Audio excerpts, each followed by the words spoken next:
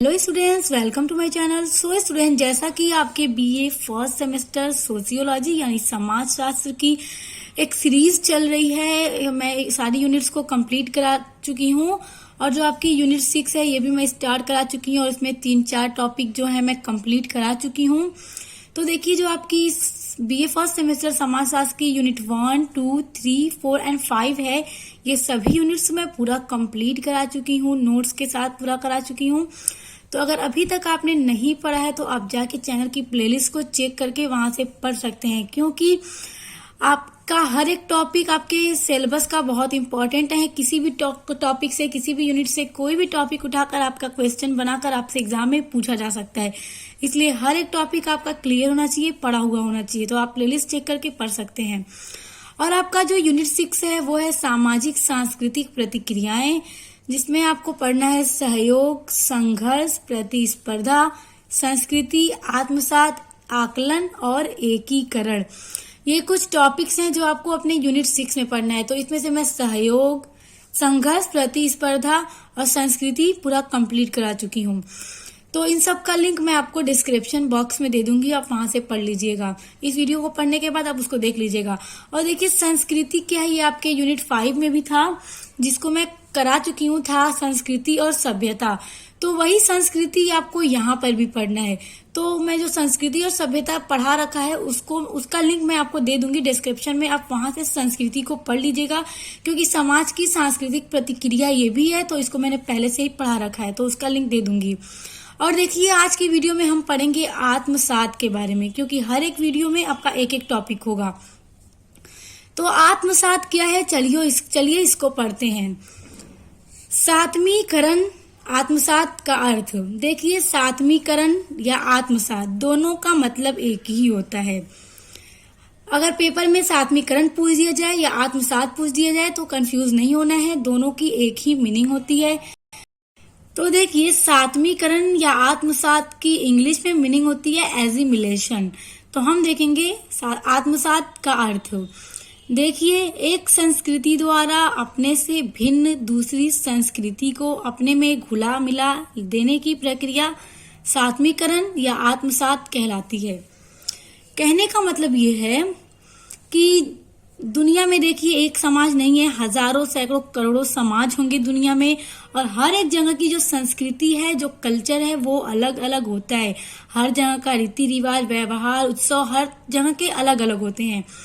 तो आत्मसात क्या होता है कि एक संस्कृति, एक जो समाज है, वहां की जो संस्कृति है, जो कल्चर है, जो रहन सहन है, व्यवहार है, उन सब के कल्चर को अपने समाज में शामिल कर लेना, उसी हिसाब से अपने भी रहने लगना, उनका जो कल्चर है, उनके कल्चर को अपने कल्चर में मिला लेना, ये क्या होता है, ये आत्मसात या सात्मीकरण कहलाता है। सात्मीकरण या आत्मसात को स्पष्ट करते हुए गिलीन एवं गिलीन लिखते हैं कि देखिए, गिलीन एवं गिलीन एक विद्वान हैं। ये आत्मसात को और भी ज्यादा स्पष्ट तरीके से बताते हुए कहते हैं कि आत्मसात एक प्रगतिशील प्रक्रिया है जिसमें व्यक्तियों और समूहों के बीच मतभेद कम होते हैं और उद्देश्यों और हितों में समानता आ जाती है। देखिए, गिलीन एवं गिलीन का ये कहना है कि जब दूसरे की संस्कृति और कल्चर को हम अपने संस्कृति में शामिल कर लेते हैं, घुला मिला लेते हैं, उन दूसरों की संस्कृति की तरह से हम भी रहने लगते हैं, उनकी संस्कृति को अपना बना लेते हैं, तो इससे क्या होता है, व्यक्तियों और समूहों के बीच मतभेद यानी भेदभाव कम हो जाता है। क्योंकि दूसरे की संस्कृति को जब अपने संस्कृति में आप शामिल करेंगे तो इससे क्या होगा, भेदभाव कम हो जाएगा और उद्देश्यों और हितों में समानता आ जाती है। क्योंकि जब लोगों का कल्चर एक जैसा हो जाएगा, उसको अपने कल्चर में लोग शामिल कर लेंगे, तो जो उद्देश्य हैं, जो सामाजिक उद्देश्य होते हैं और जो हित होते हैं, उनमें समानता आ जाती है, यानी सभी लोगों का जो उद्देश्य है वो सेम हो जाता है, भेदभाव कम होता है और उद्देश्य एक जैसे हो जाते हैं। आत्मसात सामाजिक एवं सांस्कृतिक एकीकरण की प्रक्रिया है। संघर्ष से एकीकरण की ओर बढ़ने का प्रथम चरण व्यवस्थापन है और आत्मसात अंतिम चरण। देखिए, आत्मसात सामाजिक एवं सांस्कृतिक एकीकरण की एक प्रक्रिया है। इससे क्या होता है कि संघर्ष से एकीकरण की ओर बढ़ा जाता है, संघर्ष से एकीकरण की ओर बढ़ने का प्रथम चरण होता है और आत्मसात से अंतिम चरण, क्योंकि जब आत्मसात होता है, जब लोगों का कल्चर, दो समाजों का कल्चर मिलता है तो भेदभाव कम होता है और उद्देश्यों और हितों में समानता आ जाती है। यही होता है आत्मसात। एंड आई होप कि आपको समझ में भी आ गया होगा। देखिए स्टूडेंट्स, हमने आत्मसात या सात्मीकरण का अर्थ समझ लिया और आपको बहुत अच्छे से समझ में भी आ गया होगा। देखिए अब हम आत्मसात की परिभाषा देखेंगे, यानी डेफिनेशन क्या है इसकी। तो देखिए स्टूडेंट, अगर आपसे एग्जाम में आत्मसात या सात्मीकरण का अर्थ पूछ दिया जाए या परिभाषित कीजिए पूछ दिया जाए, तो अभी जो हमने अर्थ पढ़ा है उसको आप लिख दीजिएगा। लिखने के बाद आप कम से कम 2 विद्वानों की डेफिनेशन जरूर दीजिएगा, क्योंकि डेफिनेशन पे आपको मार्क्स अच्छे मिल जाएंगे। तो देखिए आत्मसात या सात्मीकरण की परिभाषा हम देखते हैं। देखिए बोगार्डस के अनुसार, बोगार्डस एक विद्वान हैं, ये अपने पॉइंट ऑफ व्यू से एक डेफिनेशन देते हैं, एक परिभाषा देते हैं कि आत्मसात क्या है। बोगार्डस कहते हैं कि सात्मीकरण वह प्रक्रिया है जिसके द्वारा अनेक व्यक्तियों की मनोवृत्तियां एकत्रित हो जाती हैं और इसके फलस्वरूप वे एक संयुक्त समूह के रूप में विकसित हो जाते हैं। यानी बोगार्डस का ये कहना है कि जो सात्मीकरण है वो एक ऐसी प्रक्रिया है जिसके द्वारा अनेक व्यक्तियों की मनोवृत्तियां एकत्रित हो जाती हैं। क्योंकि आत्मसात वो होता है जब हम दूसरों की संस्कृति को, कल्चर को, वहाँ के रहन सहन को अपने समाज की संस्कृति में मिला लेते हैं, उनके जैसे हम भी रहने लगते हैं। तो इससे क्या है, लोगों की जो मनोवृत्तियां हैं वो एकत्रित हो जाती हैं, एक जैसी हो जाती हैं, भेदभाव कम हो जाता है और लोगों के उद्देश्यों में समानता आ जाती है और इसके फलस्वरूप वे एक संयुक्त समूह के रूप में विकसित हो जाते हैं। एक संयुक्त समूह यानी एक ऐसा ग्रुप बन जाता है जहाँ पे सभी लोग संयुक्त हो जाते हैं, इकट्ठा हो जाते हैं। यानी जब लोगों में भेदभाव कम होगा तो लोग मिलकर रहना चाहेंगे और जब मिलकर रहेंगे तो क्या होगा, एक संयुक्त समूह विकसित होगा और लोगों में बीच भेदभाव कम हो जाएगा और मिलकर रहने लगेंगे। तो इसलिए ये कहते हैं कि आत्मसात एक ऐसी प्रक्रिया है कि लोगों के बीच भेदभाव कम हो जाता है और संयुक्त समूह के रूप में विकसित हो जाते हैं, यानी एक साथ रहना चाहते हैं। देखिए आगबर्न और नीमकाफ के अनुसार, आगबर्न और नीमकाफ ये भी विद्वान हैं, ये कहते हैं कि आत्मसात वह प्रक्रिया है जिसमें किसी समय असमान व्यक्ति या समूह अपने स्वार्थ और दृष्टिकोण में समान हो जाते हैं। देखिए आगबर्न और नीमकॉफ का ये कहना है कि आत्मसात एक ऐसी प्रक्रिया है जिसमें किसी समय यानी किसी टाइम असमान व्यक्ति का तात्पर्य ये है कि 2 व्यक्ति हैं, अलग अलग समाज के हैं, तो दोनों का कल्चर अलग होगा, दोनों का रहन सहन अलग होगा, भाषा व्यवहार सब कुछ अलग होगा।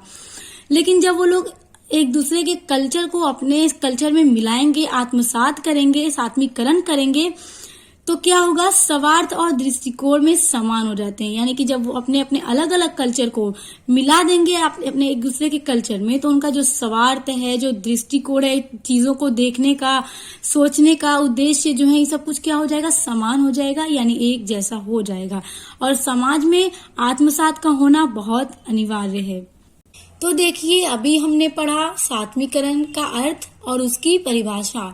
अब हम देखेंगे सात्मीकरण की मुख्य विशेषताएं, क्योंकि ये बहुत इंपॉर्टेंट है। आपसे एग्जाम में पूछा जा सकता है कि सात्मीकरण की विशेषताएं कौन कौन सी नहीं, या सात्मीकरण की विशेषताओं का वर्णन कीजिए, तो आपको पता होना चाहिए। तो देखिए हम देखेंगे, पहला पॉइंट है सामाजिक सांस्कृतिक प्रक्रिया।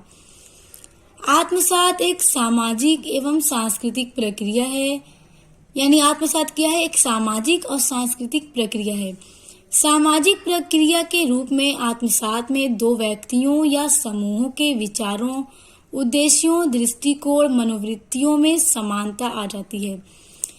यानी आत्मसात एक ऐसी सामाजिक प्रक्रिया है जिसमें 2 व्यक्तियों या समूहों या समाज, उन लोगों के बीच में क्या हो जाता है, उनके विचार हैं, उनके सोचने का जो एंगल है, वो उद्देश्य है, जो दृष्टिकोण है, किसी भी चीज को लेके देखने का, वो सब में क्या होता है, समानता आ जाती है। यानी अलग अलग जो सोच विचार थे, दृष्टिकोण था, उद्देश्य था, वो सब एक जैसा हो जाता है।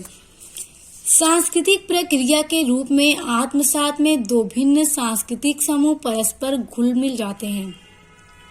यानी एक सांस्कृतिक प्रक्रिया के रूप में आत्मसात में 2 भिन्न सांस्कृतिक समूह यानी दो भिन्न समूह हैं, समाज हैं जो एक दूसरे से क्या है, अलग अलग हैं।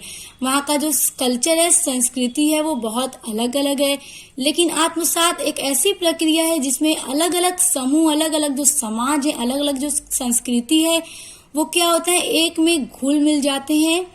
वे एक दूसरे के रीति रिवाजों, प्रथाओं, मूल्यों, आदर्शों एवं सांस्कृतिक प्रतिमानों को अपना लेते हैं।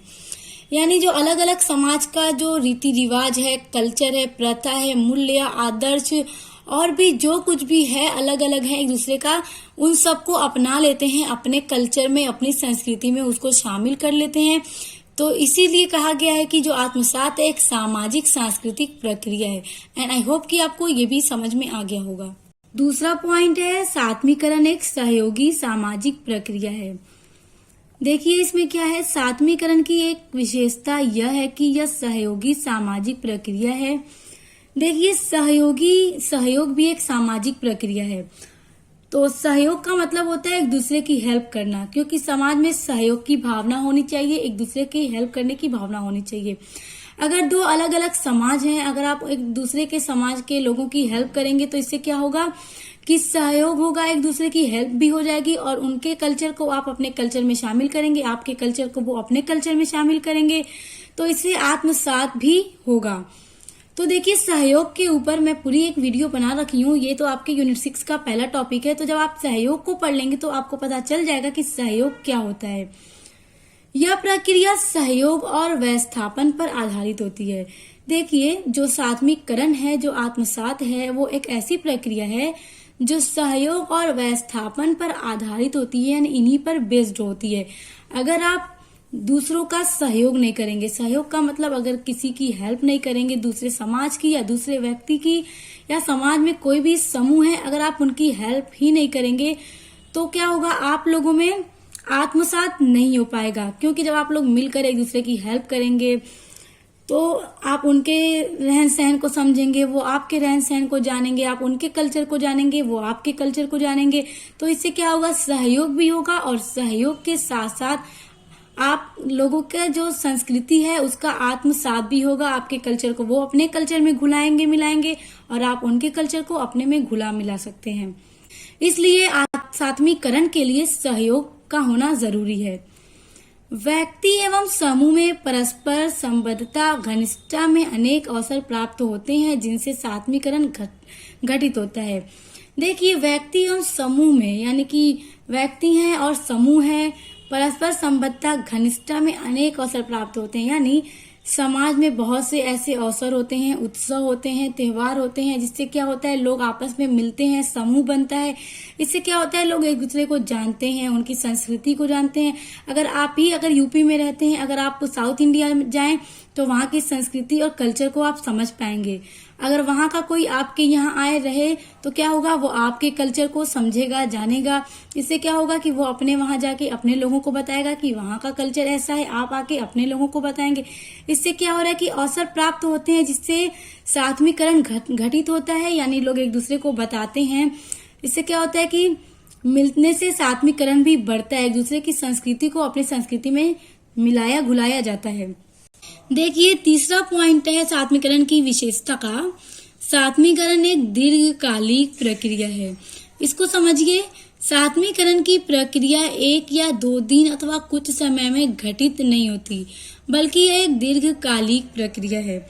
देखिए बिल्कुल सही बात है, किसी भी समाज के कल्चर को आप एक दिन में अपने समाज के कल्चर में मिला घुला नहीं सकते। क्या होगा कि धीरे धीरे आप उनकी संस्कृति को जानेंगे, समझेंगे, वहाँ का रहन सहन, वहाँ का अवसर, वहाँ की भाषा, रीति रिवाज, प्रथा, हर एक चीज को आप धीरे धीरे समझेंगे और धीरे धीरे अपने कल्चर में मिलाएंगे। एक दिन या एक हफ्ते के अंदर ऐसा नहीं हो सकता। इसलिए सात्मीकरण एक दीर्घकालिक प्रक्रिया है, यानी यह धीरे धीरे संस्कृति और जो दूसरों की संस्कृति है अपनी संस्कृति में मिला घुला सकते हैं, यानी एक दिन में आप ऐसा नहीं कर सकते। चौथा पॉइंट है सात्मीकरण क्रमिक परिवर्तन की एक प्रक्रिया है। सात्मीकरण 2 सांस्कृतिक समूहों के पास आने, लंबे समय तक साथ रहने के फलस्वरूप पैदा होता है। देखिए सात्मीकरण 2 सांस्कृतिक समूहों का मतलब ये है कि कोई ऐसा समूह है जिसका कल्चर अलग है और एक ऐसा समूह है जिसका कल्चर अलग है। देखिए एक समाज की बात करते हैं। देखिए एक समाज है जिसका कल्चर, रहन सहन, रीति रिवाज, प्रथा, मूल्य, हर एक चीज अलग है। और एक समाज है उसका बिल्कुल इस समाज से वहाँ का कल्चर बिल्कुल डिफरेंट है। तो क्या होगा कि दो सांस्कृतिक समूहों या समाज के पास आने, यानी वहाँ के लोग एक दूसरे से मिलेंगे, लंबे समय तक साथ रहने के फलस्वरूप पैदा होती है। यानी एक दिन या एक हफ्ता साथ रहकर किसी भी समाज के कल्चर को आप अपने कल्चर में मिला घुला नहीं सकते। धीरे धीरे साथ रहने से, लंबे समय तक साथ रहने के बाद ही किसी भी समाज में किसी समाज की संस्कृति को मिलाया जा सकता है, तब जाकर सात्मीकरण पैदा होता है। देखिए अभी मैंने आपको बताया कि किसी भी अलग अलग समाज के कल्चर के लोगों को एक साथ रहने, लंबे समय तक साथ रहने के बाद ही सात्मीकरण पैदा होता है। फिर आगे देखिए, सबसे पहले सांस्कृतिक हस्तांतरण होता है, फिर समायोजन और अंत में सात्मीकरण। देखिए जब भी किसी समाज में आत्मसात होता है तो पहले क्या होता है, सांस्कृतिक हस्तांतरण का मतलब वहाँ का जो कल्चर है, संस्कृति है, हस्तांतरण होती है, यानी एक समाज से दूसरे समाज में ट्रांसफर होती है। फिर समायोजन होता है और अंत में सात्मीकरण, यानी कि फिर बाद में वहाँ का सात्मीकरण हो जाता है, यानी अलग अलग समाज की जो संस्कृति है, जो कल्चर है, वो आपस में मिलजुल जाते हैं। इस तरह स्पष्ट है कि सात्मीकरण एकाएक घटित होने वाली प्रक्रिया नहीं बल्कि क्रमिक विकास की प्रक्रिया है। तो देखिए इस तरह से ये बात बिल्कुल स्पष्ट है, एकदम क्लियर है कि सात्मीकरण एक ऐसी सांस्कृतिक प्रक्रिया नहीं है जो एक दिन, 2 दिन या 1 महीने साथ रहकर फौरन हो जाए, बल्कि एक ऐसी सांस्कृतिक प्रक्रिया है जो लंबे समय तक साथ रहने के बाद सांस्कृतिक पहले हस्तांतरण होता है, फिर समायोजन होता है, उसके बाद अलग अलग समाजों का अलग अलग जो कल्चर है एक दूसरे में मिल जाता है और सात्मीकरण हो जाता है। तो देखिए स्टूडेंट्स, हमने सात्मीकरण का अर्थ, परिभाषा और विशेषताएं पढ़ ली एंड आई होप कि आपको बहुत अच्छे से समझ में भी आ गया होगा। देखिए अब हम देखेंगे सात्मीकरण के सहायक तत्व। तो देखिए सबसे पहले सात्मीकरण आपने समझा कि सात्मीकरण क्या होता है, कि एक समाज की जो संस्कृति है वो दूसरे समाज की संस्कृति में मिला घुला देने की जो प्रक्रिया होती है वो सात्मीकरण कहलाती है। यानी एक समाज का जो कल्चर है, रहन सहन है, विचार है, उन सबको अपने समाज में मिला लेना वो सात्मीकरण होता है। तो देखिए कुछ ऐसे तत्व होते होंगे जिनकी वजह से सात्मीकरण उत्पन्न होता होगा। तो ऐसे कौन कौन से तत्व हैं जिसके कारण सात्मीकरण दो समाजों के बीच में उत्पन्न होता है, तो चलिए उसको समझते हैं, क्योंकि ये क्वेश्चन आपके एग्जाम में पूछा जा सकता है कि सात्मीकरण के सहायक तत्व कौन कौन से हैं। तो देखिए सात्मीकरण की प्रक्रिया अनुकूल परिस्थितियों में संभव हो पाती है। सात्मीकरण के सहायक तत्व इस प्रकार हैं। देखिए सात्मीकरण का जो सहायक तत्व है उसमें सबसे पहला पॉइंट है सहिष्णुता। देखिए सहिष्णुता क्या होता है, देखिए अपने से भिन्न व्यवहार, विचार और मतों को सहन करने की जो योग्यता होती है वो सहिष्णुता कहलाती है। यानी देखिए सात्मीकरण क्या है कि दो अलग अलग समाजों में जो संस्कृति है, कल्चर है, सोच विचार है, रहन सहन है, उनको अपने कल्चर में शामिल करने की जो प्रक्रिया है वो सात्मीकरण कहलाती है। तो सहिष्णुता क्या होता है कि अपने से अलग जो विचार हैं, अपने समाज से हटकर जो अलग समाज है उसका जो विचार है, वहाँ के लोगों का जो रहन सहन है, जो धर्म है, उन सब को सहन करना, उन सब का आदर सम्मान करना। क्योंकि जब सहिष्णुता होगा तभी आप किसी समाज के कल्चर को अपने कल्चर में मिला पाएंगे। अगर आपके अंदर दूसरे के समाज को, धर्म को, विचार को ही आप नहीं समझेंगे कुछ, तो आप उनको अपने कल्चर में मिलाना ही नहीं चाहेंगे। जब सहिष्णुता होगा तभी आप उनके कल्चर को अपने कल्चर में मिलाना चाहेंगे। इसलिए सात्मीकरण के सहायक तत्व में सबसे पहला और इम्पोर्टेंट पॉइंट यही है। उसके बाद देखिए दूसरा पॉइंट है समीपता एवं सामाजिक संपर्क।